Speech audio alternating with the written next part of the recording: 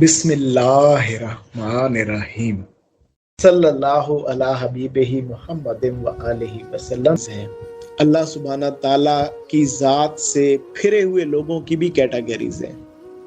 کچھ لوگ ایسے ہوتے ہیں جن کی طرف حق پہنچا ہی نہیں ہوتا، وہ ہوتے اللہ سبحانہ تعالیٰ سے دور ہیں، کفر کے اوپر، گناہوں کے اوپر، غلطیوں خطاؤں کے اوپر ڈٹے ہوتے ہیں، لیکن اندر ہی اندر اس چیز سے نکلنے کی ایک جستجو بھی چل رہی ہوتی ہے، اندر ہی اندر کہیں تبدیلی کی آرزو بھی چل رہی ہوتی ہے، ہوتے راہ کفر پر ہیں لیکن کہیں پر حق کی طرف جانے کی جستجو آرزو بھی پنپ رہی ہوتی ہے۔ اور ایسے شخص کو جب بھی نصیحت کی جاتی ہے، ایسے شخص کو جب بھی اللہ کا پیغام پہنچتا ہے، ایسا شخص جب بھی کبھی نیک لوگوں کی صحبت میں آ بیٹھتا ہے تو اس کے اوپر جو اثر ہوتا ہے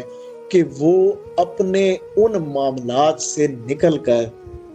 پھر دوبارہ سے اللہ سبحانہ تعالیٰ کی طرف راغب ہو جاتا ہے، اس کی روح پھر دوبارہ سے پلٹ کر اللہ سبحانہ تعالیٰ کی طرف چلی جاتی ہے اور اس کا جو رخ ہے وہ آخرت کی طرف مڑ جاتا ہے۔ یہ وہ لوگ ہوتے ہیں جن کے اندر جستجو ہوتی ہے، آرزو ہوتی ہے، حالانکہ وہ ہوتے اس وقت بڑے شدت کے ساتھ دنیا کے اندر خطاؤں کے اندر گناہوں کے اندر مبتلا ہوتے ہیں، لیکن جب ان کے سامنے حق پیش کیا جاتا ہے تو وہ اللہ سبحانہ تعالیٰ کی طرف لوٹ آتے ہیں۔ لیکن ایک کیٹیگری اور ہوتی ہے، ایک کیٹیگری ایسی ہوتی ہے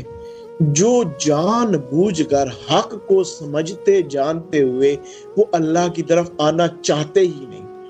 ان کے اندر کوئی آرزو بھی نہیں ہے کہ وہ اللہ کی طرف آئیں، وہ اپنی اس گناہوں کی زندگی پہ،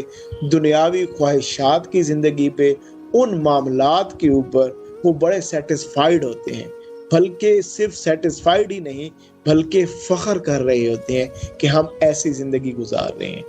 گناہوں کی زندگی، خطاؤں کی زندگی، فضولیات کے اندر مبتلا زندگی، حق بات کو جان بوجھ کر جھٹلا دینے والی زندگی۔ جیسے اللہ سبحانہ تعالیٰ قرآن کریم میں ارشاد فرماتا ہے کہ ہم کبھی بھی کسی ایسی قوم کی حالت نہیں بدلتے جو اپنی حالت خود بدلنا نہ چاہے۔ اصل میں یہ اسی چیز کے متعلق ہے کہ یہ وہ لوگ ہوتے ہیں جو اپنی حالت کو، اپنے اس کفر کو، اپنے اس اندر کے اندھیرے کو وہ کسی صورت دور کرنا ہی نہیں چاہتے، کیونکہ اللہ سبحانہ تعالیٰ نے اس کائنات میں جس بھی روح کو بھیجا ہے وہ روح ان لائٹ ہو کر آتی ہے، وہ روح بڑی ایک مثبت پیرامیٹر میں آتی ہے۔ یہ تو اس دنیا کے اندر آ کر ہم اپنی روح کو ایسے معاملات کے اندر الجھا دیتے ہیں جس کی وجہ سے اس کے اوپر تاریکیاں چھا جاتی ہیں، ورنہ ہر روح سلیم فطرت ہوتی ہے، اچھی فطرت رکھنے والی ہوتی ہے۔ تو اللہ سبحانہ تعالیٰ فرما رہا ہے کہ بھائی جو لوگ،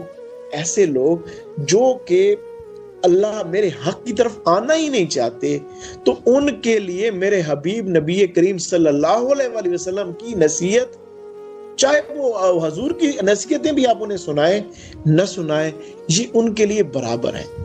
اس کا مطلب یہ ہوا کہ اگر کوئی شخص اللہ سبحانہ تعالیٰ کی ہدایت کو لینا نہیں چاہتا، جیسے اکثر ہم لوگ چاہتے ہیں اور اکثر لوگ کہتے ہیں جی ہمارے فلاں ایسا ہے تو اس کے لیے دعا کریں کہ وہ اللہ کی راہ پر آ جائے، ایسا معاملہ ہو جائے، اور اس لیے ہم انہیں یہ بھی ایسا کہتے ہیں کہ آپ ان کو سوچ کے اللہ کا ذکر کریں تاکہ اللہ کا نور ان کے قلوب کے اندر پہنچے اور ان کو جو ہے وہ نیکی کی طرف ان کو راہ ملے۔ تو دیکھیں اب یہ ساری چیزیں صرف اس شخص کے لیے ہیں جو ہے تو دنیا میں مبتلا ہے، تو خطاؤں میں مبتلا، لیکن اس کے اندر کہیں نہ کہیں کوئی جستجو ہے، وہ جستجو رکھتا ہے، وہ آرزو رکھتا ہے، وہ اپنی ذات کو ٹھیک کرنا چاہتا ہے، تو ایسا شخص وہ اللہ کا نور، وہ ہدایت، وہ نصیحت لے لیتا ہے۔ کیونکہ آپ دیکھیں نا، کوئی بھی اللہ کا نیک شخص ہوگا، کوئی نیک پیارا بندہ ہوگا، کیا اس کی اپنی کوئی ذاتی بات ہے؟ کیا وہ اپنی ذاتی بات کر سکتا ہے؟ جہاں پر اللہ اور اللہ کے حبیب جان عالم صلی اللہ علیہ وآلہ وسلم کے فرمان اور نصیحتیں موجود ہیں، وہاں پر ہم اپنی بات کیا کریں؟ تو یہ حضور اللہ سبحانہ تعالیٰ فرما رہے ہیں کہ حضور آپ کی نصیحت بھی وہ شخص نہیں لے گا جو خود اندر آرزو نہیں رکھتا کہ وہ ہماری طرف پلٹے۔ تو اللہ تعالیٰ میں سمجھانا چاہ رہا ہے کہ میری ہدایت اتنی سستی نہیں کہ ایک شخص میری ہدایت کی آرزو نہیں رکھتا،